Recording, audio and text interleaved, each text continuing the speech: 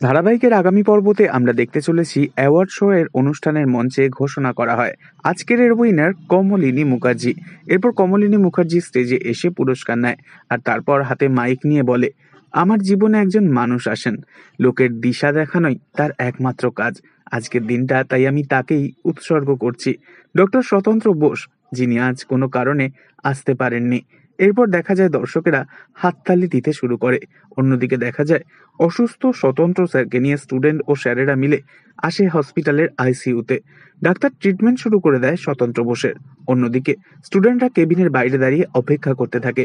হঠাৎই একজন স্টুডেন্ট বলে ওঠে, তোদের কারোর কাছে কমলিনী মুখার্জির নাম্বারটা আছে? এরপর বলে একজন, হ্যাঁ আছে। এরপর সেই ছেলে ফোন করে কমলিনীকে, কিন্তু কেউ ফোন ধরে না। তখন সে বলে, কেউ তো ফোনটাই ধরছে না। এরপর ডাক্তার বাইরে এসে বলে, কোনো কারণে একটা অ্যাটাক হয়ে গেছে ওনার। কথা শুনে সবাই চিন্তায় পড়ে যায়। তবে কি এবার বুবলাইয়ের সমস্ত বাধাকে তুচ্ছ করে কমলিনী এগিয়ে এসে নতুন কাকুর সেবা করবে? পরবর্তী আগামী পর্ব জানতে অবশ্যই আমাদের সঙ্গে থাকবেন।